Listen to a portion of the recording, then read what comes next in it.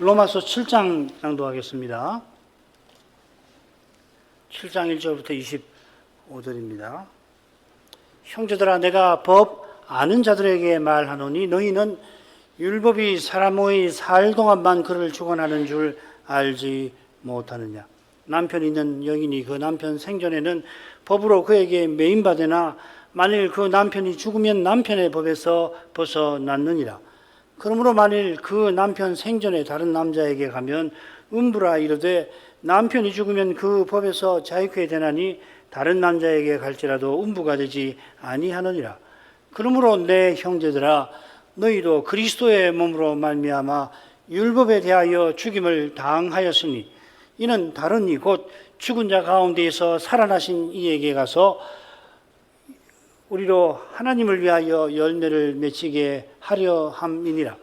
우리가 육신에 있을 때에는 율법으로 말미암는 죄의 정욕이 우리 지체 중에 역사하여 우리로 사망을 위하여 열매를 맺게 하였더니 이제는 우리가 얽매였던 것에 대하여 죽었으므로 율법에서 벗어났으니 이러므로 우리가 영의 새로운 것으로 섬길 것이요 의문의 묵은 것으로 아니할지니라. 그런즉 우리가 무슨 말하리요? 율법이 죄냐? 그럴 수 없느니라. 율법으로 말미암지 않고는 내가 죄를 알지 못하였으니 곧 율법이 탐내지 말라 하지 아니하였으면 내가 탐심을 알지 못하였으리라. 그러나 죄가 기회를 타서 계명으로 말미암아 내 속에서 각양 탐심을 이루었나니 이는 법이 없으면 죄가 죽은 것임이니라. 전에 법을 깨닫지 못할 때에는 내가 살았더니 계명이 이름에 죄는 살아나고 나는 죽었도다. 생명에 이르게 할 그 계명이 내게 대하여 도리어 사망에 이르게 하는 것이 되었도다. 죄가 기회를 타서 계명으로 말미암아 나를 속이고 그것으로 나를 죽였는지라.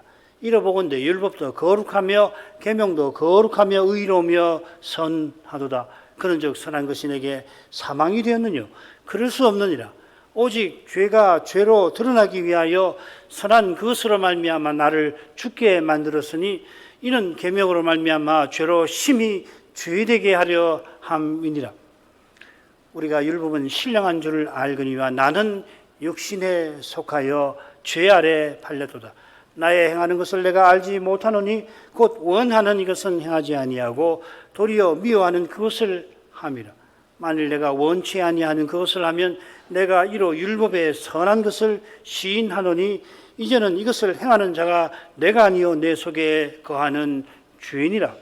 내 속 곧 내 육신에 선한 것이 거하지 아니하는 줄을 아노니 원함은 내게 있으나 선을 행하는 것은 없도다. 내가 원하는 바 선은 하지 아니하고 도리어 원치 아니하는 바 악은 행하는도다. 만일 내가 원치 아니하는 그것을 하면 이를 행하는 자가 내가 아니요 내 속에 거하는 죄니라. 그러므로 내가 한 법을 깨달았노니 곧 선을 행하기 원하는 나에게 악이 함께 있는 것이로다. 내 속사람으로는 하나님의 법을 즐거워하되 내 지체 속에서 한 다른 법이 내 마음의 법과 싸워 내 지체 속에 있는 죄의 법 아래로 나를 사로잡아 오는 것을 보는도다. 오호라, 나는 곤고한 사람이로다. 이 사망의 몸에서 누가 나를 건져내랴. 우리 주 예수 그리스도로 말미암아 하나님께 감사하리로다.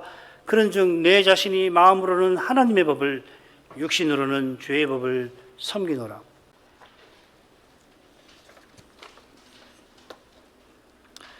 사도가 법 아래 있지 않고 은혜 아래 있는 이 복음을 힘써 전합니다마는 어떤 사람들이 사도를 모함합니다. 법 아래 있지 않다면 그러면 제 멋대로 죄를 짓자는 말이 아니냐 합니다. 놀랍게도 그들이 비난한 일이 교회에 실제로 벌어집니다. 모함하는 이들이 이 일에 관해서 들었다면 더욱 사도를 미워하고 비난했을 겁니다. 실제로 사도가 로마서를 보내고 예루살렘에 가서 바리새인들에게 죽을 뻔합니다. 그들은 이란 놈은 세상에서 없이 하자, 살려둘 자가 아니라 외칩니다. 그들이 바울을 죽이려고 한 이유가 야고보의 말에서도 이들을 만나 이들에게 죽을 뻔하기 직전에 이 예루살렘 교회 장로들을 만나는 자리에서 들은 말이 나오죠. 네가 이방에 있는 모든 유대인을 가르치되 모세를 배반하고 이들에게 아들들에게 할례를 하지 말고 또 규모를 지키지 말라 한다 함을 저희가 들었도다. 여기 저희는 누구냐면 바울을 죽이려 하는 아시아에서 온 유대인, 예배소 회당에서 온 유대인들이 아니고 믿는 유대인들입니다. 믿는 유대인도 바울에게 의심의 눈길을 보낼 정도니까 믿지 아니하는 유대인이 얼마나 바울을 미워했을지 능히 짐작됩니다.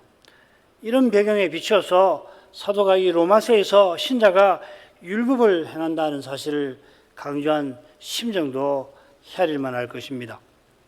사도는 과연 은혜 아래 있는 사람은 순종의 종이라고 교훈하였습니다. 죄에게서 벗어나서 의에게 종이 된 은혜를 들어 하나님께 감사합니다. 그런 심정으로 전에 죄의 종이었을 때에 의에 대하여 자유한 일이 얼마나 비참한 것인지를 알립니다. 사람이 죄의 종이 되었다 하더라도 매 순간 죄만 짓는 건 아닙니다만은 이 세상에서 아무리 도덕적으로 산다 하더라도 하나님을 가까이 하지는 못합니다. 절대로 하나님이 가까이 하시지 않습니다. 심지어 그가 힘써 선을 행하는 그것이 도리어 하나님을 대적하기도 합니다.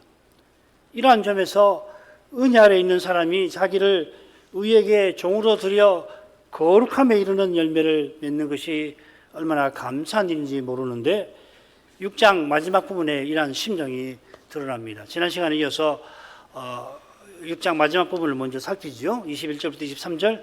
너희가 그때 무슨 열매를 얻었느뇨? 이제는 너희가 그 일을 부끄러워하나니 이는 그 마지막이 사망임이니라. 그러나 이제는 너희가 죄에게서 해방되고 하나님께 종이 되어 거룩함에 이르는 열매를 얻었으니 이 마지막은 영생이라. 죄의 삭은 사망이요 하나님의 은사는 그리스도 예수 우리 주 안에 있는 영생이니라. 사도가 세 가지 종류의 시간을 언급합니다. 그때, 이제, 마지막은 최후 심판이 있을 장래이겠죠. 따라서 그때나 이제 역시 그만큼 중요한 역사 시기를 가리키는 표현입니다. 잘 알고 계실 텐데 그리스도께서 십자가를 지고 부활하신 그 이후와 그 이전과 그 이후를 가리켜서 그때, 이제 이렇게 표현하는 겁니다. 그러니까 그때라는 말을 읽으실 때 단지 예수 믿기 전이 아닌 겁니다. 그걸 포함하지 않는 건 아니지만은 엄밀하게 말하면은 그게 아니라 그리스도께서 오시기 전을, 십자가 지시기 전을 말하는 겁니다. 그래서 그때는 어떤 때냐면 마귀가 만국을 미혹하던 그런 역사 시기입니다. 만국 중에 이스라엘은 예외인 것도 같습니다만은 사실상 이방과 다르지 않게 되었습니다. 그 증거가 예수님께서 오신 그때에 이스라엘에 귀신 들린 사람이 실로 많았던 사실일 것입니다. 바리새인이 뱀의 자손, 악한 자의 아들들이 되어서 메시아를 죽이려고 하였고 십자가에 내어 주었던 것입니다. 언약의 나라가 이 지경이면은 뭐 다른 나라는 말할 게 없겠죠. 로마서 3장 20절이 바로 그것을 가리키는 겁니다. 이것이 오늘 낭독한 7장 한가운데에서 다루는 주제 7절부터 13절까지 주제와도 딱 붙어 있습니다. 은혜 외에는 죄가 이기지 못하는 것이 하나도 없습니다. 지금 사도가 그런 교훈을 베풀고자 합니다. 그때에 그리스도 십자가 이전에 무슨 열매를 얻었느냐 하고서 사도가 묻습니다. 로마서에 보면은 이 열매라는 말이 4번 나옵니다. 그리고 열매 맺는다는 표현이 7장에 2번 나와요. 로마서 머리말, 맺은 말에 열매가 나오는데 그건 사도가 맺는 열매입니다. 예루살렘에 가서 이방인 교회 헌상을 전달하여 성도의 사귐이라는 열매를 얻고자 한다 밝혔죠. 이 열매를 맺은 후에 로마 교회를 방문하여서 이방인 교회처럼 이 교회도 열매를 맺고자, 이 교회에서도 열매를 맺고자 한다 하였습니다. 이방인 교회가 그리스도의 몸답게 서서 그리스도께 주신 그 사명을 받드는 것을 이 열매라는 표현이 가리킬 겁니다. 이런 열매가 거룩함에 이르는 열매와도 붙어 있습니다. 7장에서는 우리가 그리스도에게 가서 하나님을 위하여 열매를 맺는 열매라고도 표현하고 있습니다. 이 열매와 대조되는 열매가 7장 5절에 나와요. 전에 죄의 정욕이 우리 지중에 역사하여 우리가 사망을 위하여 열매를 맺는다 할 때 그 열매입니다. 자, 이것이 7장 5절의 열매가 지금 사도가 염두에 둔 열매죠. 그때 무슨 열매를 맺었는요? 7장에서 자세히 살피도록 하고 간단히 보십시다. 그리스도의 십자가 전에 우리가 얻은 열매는 지금 우리가 부끄러워하는 겁니다. 이것은 사도가 복음을 부끄러워 아니한다. 그 말은 자랑스럽게 여긴단 말이지요. 영어에 보면은 이 not bad이라는 말을 쓰는데 나쁘지 않다는 말이 아니라 좋다는 말이지요. 그런 표현법입니다. 그것과 정반대되는 겁니다. 똑같은 한말을 썼습니다. 부끄러워한다, 부끄러워하지 아니한다. 사도가 복음을 전한 까닭에 실로 사람으로서는 온갖 부끄러운 일을 겪습니다. 옷도 벗김당하고 매도 맞고 뭐 강도도 만나고 오해와 모험 그런 거 다 부끄러운 일이잖아요. 그렇지만은 복음 때문에 그런 부끄러운 일을 당해도 복음을 자랑스러워하는 것은 모든 믿는 자에게 구원을 주시는 하나님의 능력인데 있습니다. 이 세상에서 아무리 부끄럽게 되더라도 장차 우리가 영광스러운 몸을 입을 것입니다. 그리스도와 같아지는 겁니다. 그리스도께서 지금 여기서 장차 영원히 우리의 자랑이신 것입니다.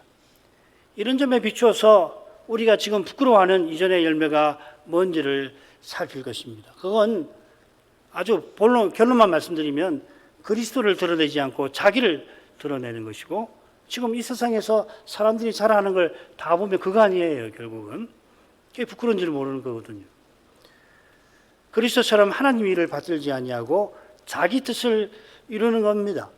자기를 자랑하고 자기 뜻을 이루는 사람은 자기 원하는 것을 얻는데, 자기 원하는 것이 바로 사망인 겁니다. 사망이 뭡니까? 하나님을 떠난 상태예요. 심지어 하나님을 대적하는 겁니다. 그게 자기 뜻을 이루고 자기를 드러내려고 하는 거하고 똑같은 거잖아요. 장차 영원한 불에 떨어지는 사람은 슬피 울며 이를 갈 것입니다. 얼마나 무서운 것인지 몰라요. 심판을 받아서 영원한 불못에 떨어진다. 거기서 이를 간다는 거예요. 누구에게 죽대감을 갖는 겁니까? 하나님께 갖는 거예요. 생각만 해도 끔찍하잖아요. 그러나 이제는 우리가 죄에게서 해방되었습니다. 18절에 똑같은 표현 나왔습니다. 거기서는 우리가 해방되어 의에게 종이 되었다. 여기서는 해방되어 하나님께 종이 되었다. 전에 죄에게 종로로 사던 이제가 죄에게 종로로 사던 우리가 순종의 종, 의의 종, 하나님의 종이 되었다. 이렇게 나오죠. 6장이 지금 세 가지를 말하고 있습니다. 맨 처음에 순종의 종, 그 다음에 의에게 종이 되었고, 여기서는 하나님께 종이 되었다. 순종의 종이라고 표현한 뜻이 있었지요. 마찬가지로 하나님께 종이 되었다고 여기서 밝히는 것은 거룩함에 이르는 열매와 붙어 있을 겁니다. 사용된 동사를 보게 되면 사도가 이 열매를 우리가 얻는다는 것을, 얻고 있다는 것을, 얻었다고 했는데 얻고 있다 이렇게 되어 있습니다. 얻고 있는 것을 강조하고 있습니다. 현재 이루어지고 있는 일이란 말이죠. 거룩함에 이른다. 셋째 단락 한가운데 이미 나왔죠. 19절에 거룩함에 이른다 그랬죠. 우리 지체를 의에게 종으로 드려 거룩함에 이르라 권면하였습니다. 여기서는 우리가 하나님께 종이 되어서 거룩함에 이르는 열매를 얻는다 이렇게 했습니다. 거룩함에 이르는 열매라 이렇게 표현을 한 거예요. 그러니까 거룩함의 열매라든지 거룩함이라는 열매, 거룩함의 열매라는 말은 거룩함이라는 열매라는 말이거든요. 그렇게 표현하지 않았습니다. 우선 이 열매는 전에 맺던 부끄러운 열매와 달리 자랑스러운 겁니다. 갈라디아서에서 사도가 이 둘을 대조하는데 심지어 용어도 구분해서 성신의 열매, 그 열매라고 단수를 썼고 육신의 일들이라고 구분해서 표현하죠. 성신의 열매는 성신께서 맺으시는 것인 반면에 육신의 일들은 사람이 만들어내는 것을 표현한 겁니다. 그래서 열매라는 말을 여기 같이 똑같이 쓸 수 있을 텐데 아예 그걸 구분했어요. 성신께서 맺으시는 것, 사람이 힘으로 스스로 만들어내는 것. 육신의 일들로 열거된 것들은 불신자들도 자랑하지 못할 것이며 신자는 참으로 부끄러워할 것들입니다. 보시죠. 음행, 더러운 것, 호색, 우상 숭배, 술수, 원수 맺는 거, 분쟁, 시기, 분냄, 당 짓는 거, 불리함, 이단, 투기, 술 취함, 방탕, 또 그와 같은 것들. 반면에 성신의 열매는 사랑을 필두로 해서 9가지 이 측면을 조화롭고 아름답게 드러납니다. 성신의 열매들이라고 하지 않았죠? 열매. 그래서 이 가장 핵심은 사랑인데 희락, 화평, 오래 참음, 자비, 양선, 충성, 온유, 절제. 이 한 열매에 9가지 측면이 있고 이게 구분되지만 서로 조화롭게 어우러져 있는, 다른 말로 하면 그리스도의 품성이라는 것이죠. 이런 열매가 실로 자랑스러운 이유가 어디 있냐면 거룩함에 이르는 열매라 하는 데 있습니다. 이 거룩함이라는 건 하나님을 가까이 하고 하나님을 향하는 것을 가리키는 겁니다. 하나님을 가까이 하는 사람이 성신의 열매를 맺고 성신의 열매를 맺는 사람이 더욱더 하나님을 향하는 거죠. 여기서 창조의 목적 그리고 구원의 목적이 이루어져 가는 겁니다. 지금 여기서 아무리 선한 일이라도 하나님을 향하지 아니한다면 하나님 보시기에 약한 것입니다. 아무리 좋은 것이라도 하나님을 등지게 만든다면 그렇게 나쁜 것이 어디 있어요. 억만금을 유산으로 받았는데 그것 때문에 하나님을 등지면 그 억만금이 어떻게 좋은 것이 될 수가 있습니까? 나쁜 거죠, 그 사람에게는. 가령 성신의 열매에 화평이 있는데 평화, 하나님을 모시지 않은 평화가 바벨탑을 쌓던 목적 아니고 무엇입니까? 우리 이름을 내고 온 지면에 우리가 흩어짐을 면하자, 이거 아니에요. 지금도 인류가 그런 목적을 추구하고 있지 않습니까? 이런 것이 사도가 거룩함에 이르는 열매라 표현한 의중에 속할 겁니다. 물론 그 의중을 다 헤아리기는 어려워요. 이 마지막은 영생이라 한 것은 그 마지막은 사망이라 한 것과 대조됩니다. 영생 이렇게 써 있는데 영원한 생명입니다. 5장 21절에 나왔지요. 은혜가 의로 말미암아 왕노릇하여 우리 주 예수 그리스도로 말미암아 영생에 이른다 하였습니다. 21절 끝에 우리 주 예수 그리스도로 말미암아가 21절 끝에 또 나옵니다. 21절 5장 21절 끝에 나와요. 영생에 이른다 하고 우리 주 예수 그리스도로 말미암아 끝에 이렇게 나왔습니다. 은혜가 의로 말미암아 왕노릇하여 영원한 생명에 이른다 거기까지 쓰고 그 다음에 사도가 우리 주 예수 그리스도로 말미암아를 덧붙인 겁니다. 그리스도 없이는 은혜도 의도 영원한 생명도 없는 거나 마찬가지라 하는 표현입니다. 비슷한 방식으로 바울 사도가 신자의 삶을 세 시기로 구분하여 설명을 합니다. 신자의 삶은 지금 여기서나 죽어 떠나서나 장차 재림 때나 세 가지죠, 그죠? 지금 여기서 이 육신의 몸을 입고 사는 동안, 그리고 떠나서 죽어서 떠나는 거, 그 다음에 재림 때. 세 시기로 구분되는데 똑같습니다. 그리스도와 함께 하는 것입니다. 지금 여기서 주와 함께 하는데 떠나서 더 함께하고 장차는 영원히 함께한다 하였습니다.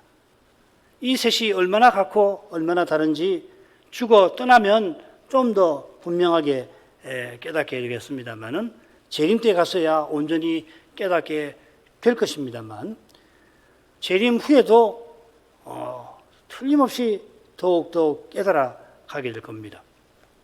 영혼을 그렇게 생각해야 돼요. 그때 비로소 우리가 이 영원이라고 하는 의미를 제대로 맛볼 겁니다. 지금 여기 예배에서 주의 영원한 영광을 틀림없이 비추시긴 합니다만, 그래서 우리 마음에 소망이 생기는 건데, 시간에 갇힌 우리는 우리가 경험하는 시간에 견주어서 이 영혼을 희미하게, 아주 희미하게 볼 뿐입니다.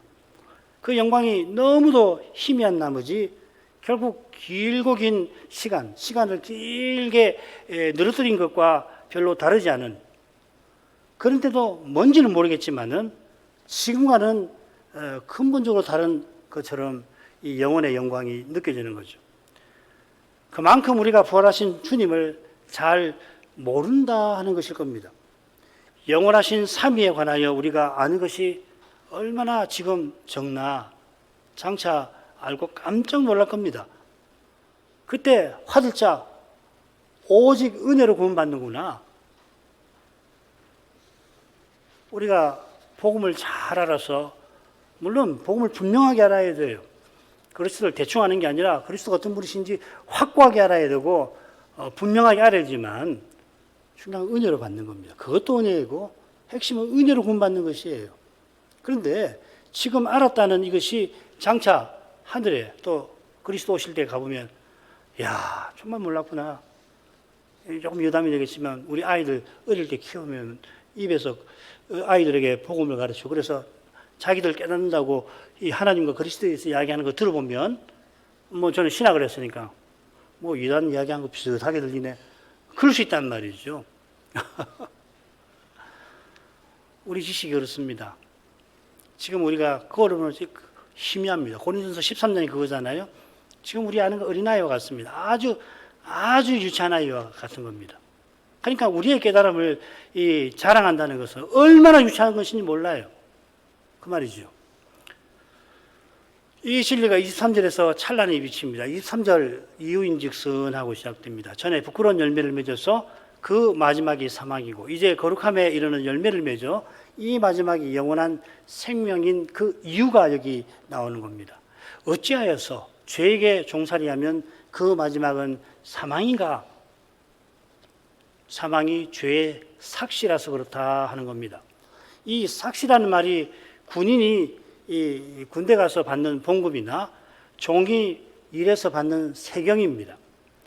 둘 중에 어떤 것으로 새겨야 좋을런지 아직도 잘 모르겠어요. 전에 로마서 할 때는 제가 세경으로 새겼는데 이번에는 이 군인이 받는 봉급으로 마음이 기울어요. 어떻게 새기든지 이 죄의 종살이가 정말 끔찍하구나 하는 것을 더 느끼고, 야, 이건 사람이 형언할 수 없을 정도로 끔찍한 거다 하는 생각이 듭니다.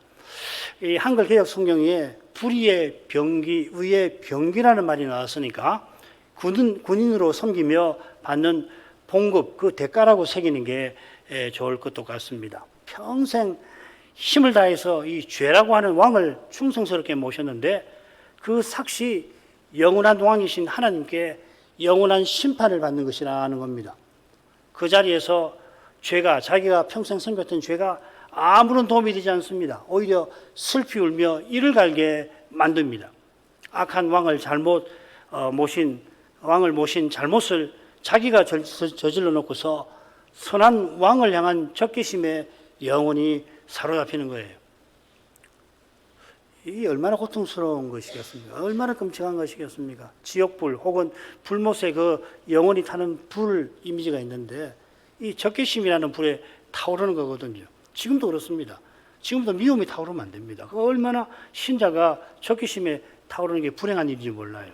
신자는 그런 마음 품으면 안 돼요. 우리가 받을 영원한 생명은 하나님의 은사이고 그리스도 예수 우리 주 안에 있는 겁니다. 영원한 생명은 물론이고 거룩함도 역시 하나님 은혜지요. 우리에게 있는 선한 것 중 받지 아니하는 것 하나도 없습니다. 뭐 받은 모든 걸 은혜라고는 하지 않지만 특별히 구원과 관련해서 받은 것 은혜라고 하는데 우리에게 있는 참으로 선한 것 중 받지 아니하는 것 하나도 없습니다. 우리에게 참으로 선한 것은 하나님께서 더욱이 거저로 주신 것입니다. 거저로. 뭐 다른 것도 다 거저로 주시는 겁니다만은 참으로 선한 건 더 그렇다는 이야기. 주님의 비유에 나오는 양처럼 하나님 나라를 상속받는 이들은 제가 주님께 해드린 거 하나도 없지 않습니까? 무슨 이런 칭찬을 저에게 해주십니까? 제가 해드린 게 뭡니까? 없지 않습니까, 주님?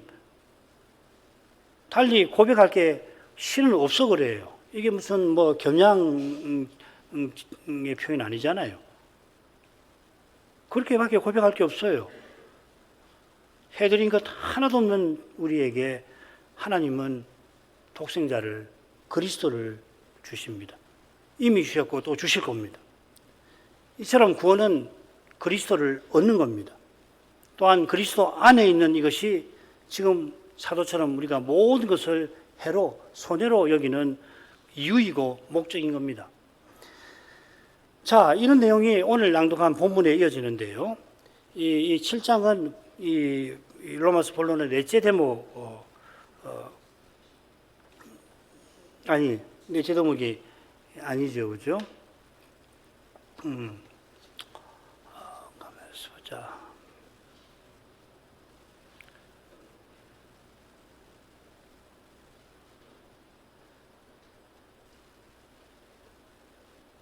아무튼 제가 갑자기 줄거리가 생각이 잘 안 나는데 보십시다.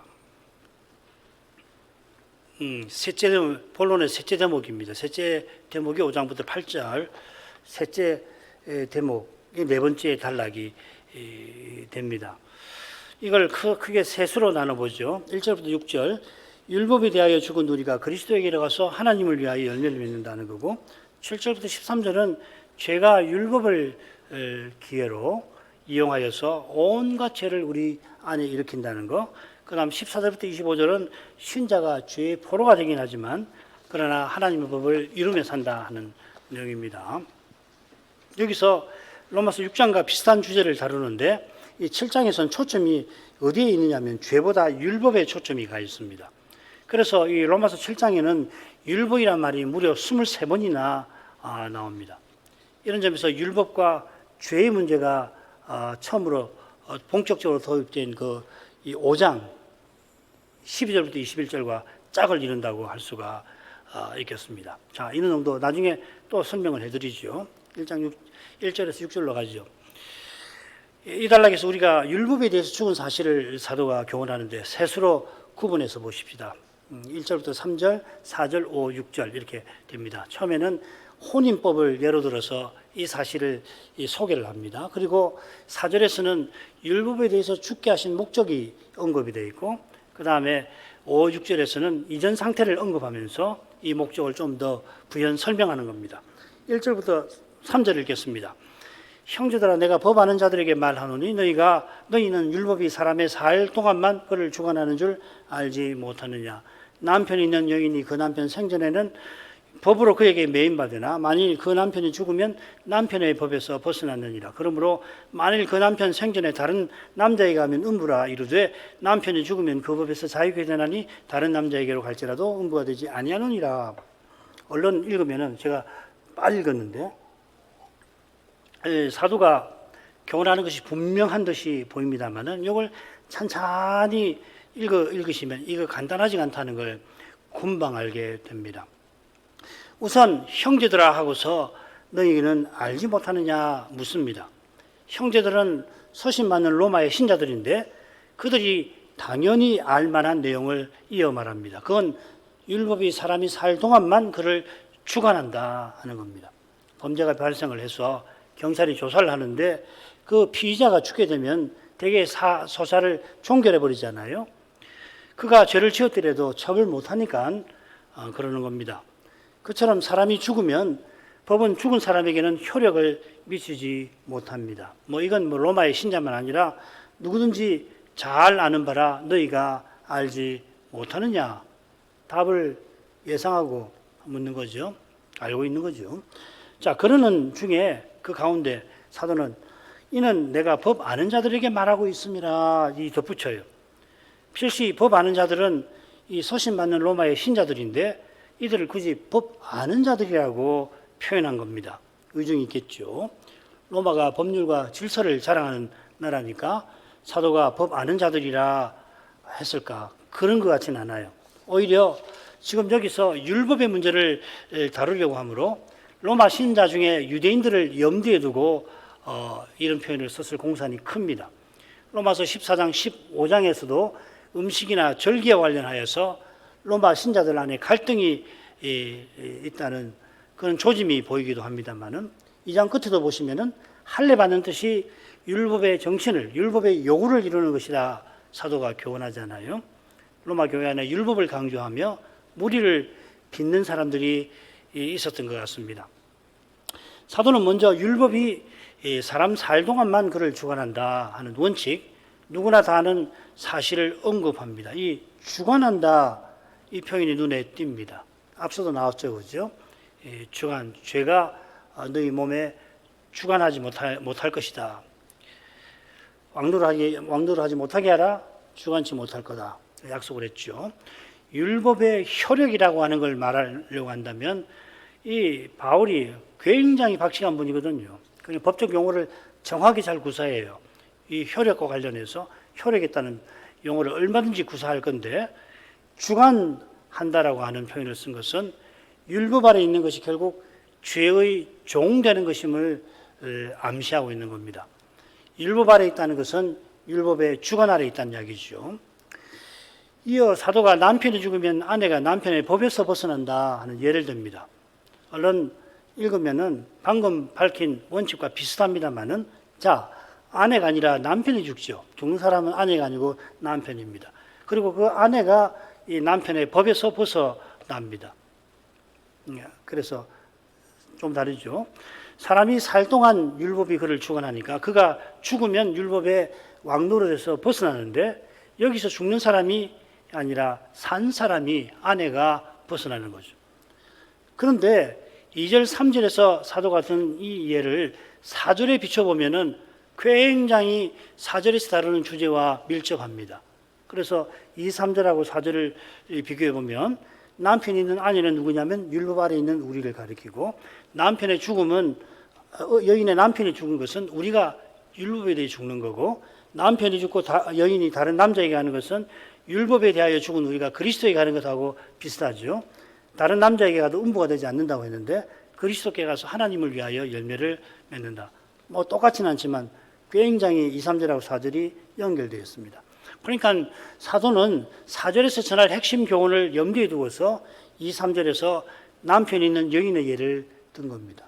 물론 남편이 있는 여인의 이 예가 1절의 원칙과 무관하냐? 그건 아니에요. 법이 산 사람에게 효력을 미치는 것처럼 남편이 죽은 여인은 남편의 법, 즉 남편에게 정죄를 시켜야 한다는 법에서 벗어났습니다. 여인이 죽은 남편에게서 벗어나는 게 아니라 남편의 법에서 벗어나는 거죠. 남편이 살아있을 때 여인이 남편에게 매이게 되는 것도 남편이 아니라 법입니다. 남편이 죽어도 법은 여전히 살아있는데 이 법이 남편이 죽은 여인을 주관하지 못합니다. 남편이 죽은 여인은 이 법에서 벗어난 상태에 있다 하는 겁니다. 이런 정도로 1절부터 3절을 살피면 좋겠습니다.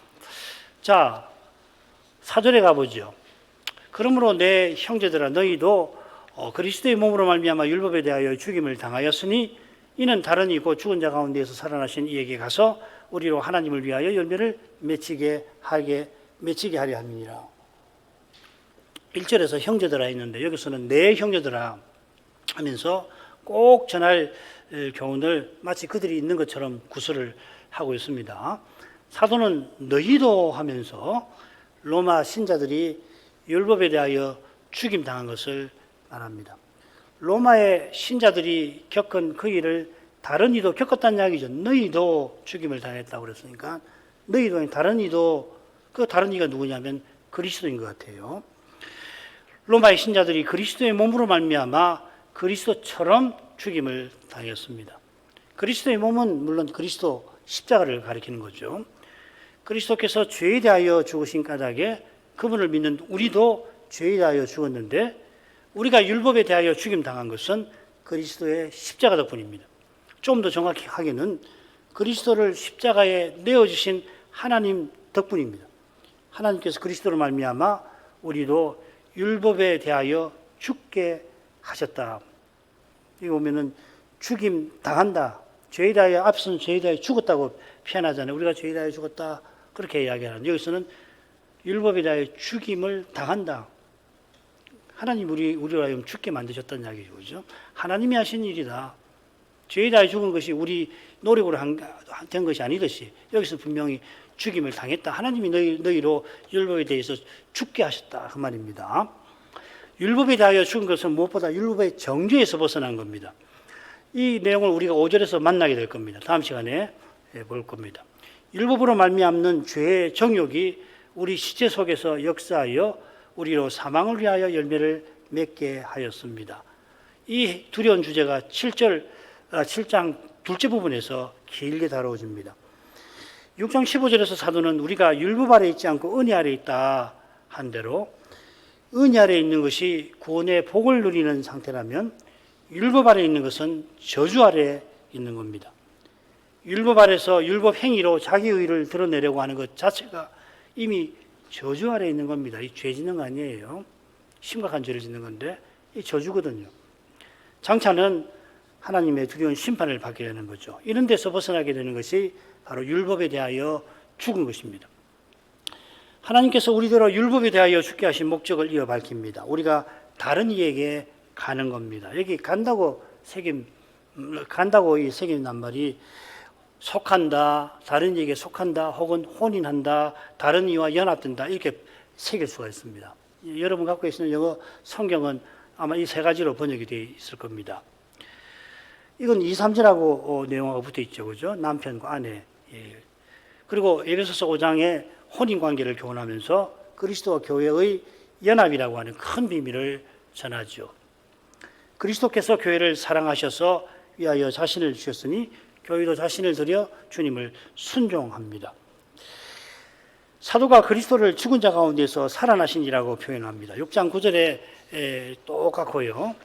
6장 13절 한 비슷하면서 조금 다릅니다. 6장 13절에서는 죽은 자 가운데서 다시 사신이라고 번역이 됐는데 조금 다릅니다. 죽은 자 가운데서 살아나신이라고 하는 표현은 하나님께서 죽은 예수를 살리셨다는 걸 강조해요. 번역으로는 거의 식별이 안 되는데 이 살아나신 자라는 표현은 하나님이 살리셨다는 걸 강조하는 표현입니다. 이는 너희도 죽임을 당하였다 하는 표현과 더불어 하나님께서 주도하심을 강조합니다. 이는 우리가 그리스도와 연합되어서 하나님을 위하여 열매 맺는 것과 잘 어울리는 거죠. 로마서 6장에서 죄에 대하여 죽은 우리가 이제 하나님을 향하여 사는 것, 그걸 가리킵니다. 하나님을 향하는 이것이 참으로 하나님을 위하는 것, 하나님 영광을 위한다는 말로 우리가 늘 표현하잖아요. 하나님을 위한다, 하나님의 영광을 위한다. 같은 말이죠. 그죠? 하나님의 영광을 위한다라고 할 때는 그리스도 안에서 우리를 구원하신 그분을 위한다는 말이잖아요. 영광이라는 말은 그렇게 쓰는 거죠. 우리가 그리스도와 연합되어 그리스도의 사회를 이루는 이것이 하나님을 위하여 열매 맺는 것입니다. 바로 이것이 하나님이 사람을 하나님의 형상대로 창조하시고 하나님의 그 참 형상이신 그리스도로 말미암아 죄인을 구원하시는 목적인 겁니다. 이 목적이 얼마나 거룩하고 복된 것인가 이어나오는 5, 6절을 통해서 잘 드러날 겁니다. 전에 우리가 육신에 있을 때 얼마나 두렵고 끔찍한 상태에 있었는데 이제는 영의 새로운 것, 성신의 새로움으로 섬기는 아름답고 복된 상태에 있습니다. 이 복된 상태를 생생하게 보여주는 예감, 바로 성신이 그리스도 영으로 우리 안에 영원히 내주하시는 그것이라 할 것입니다. 이만큼 하죠. 거룩하신 아버지, 법 아래 있지 않고 은혜 아래 있게 하여 주셔서 인생이 죄를 이기며 하나님을 향하여 살아가게 하시는 진리를 오늘도 살피게 하셔서 감사드립니다. 바리새인이 누구보다 율법을 힘써 행하지만 메시아를 죽이고 천국문을 닫아서 남도 들어가지 못하게 했던 데에서 죄가 얼마나 끔찍한 것임을 모를 수가 없습니다. 이러한 죄가 오직 주님의 거룩한 영광 앞에서만 그 정체를 숨기지 못하게 됩니다. 그처럼 주님의 은혜만이 이 죄의 권세를 이깁니다. 우리의 구원이 주님의 은혜에 있음을 모를 수가 없습니다. 하지만 이 교훈은 성신께서만 깨닫게 하십니다. 달리는 이 교훈을 들었다는 것 때문에, 안다고 하는 것 때문에 더욱 죄에 짓게 될 수가 얼마든지 있습니다. 이 두려운 상태에서 저희를 늘 건져주시옵소서. 이제도 살아계셔서 우리를 위하여 간구하시는 예수 그리스도를 바라봅니다. 주님 안에서만 죄를 바로 알고 또 이길 수가 있음을 믿습니다. 예수님 이름으로 기도합니다. 아멘.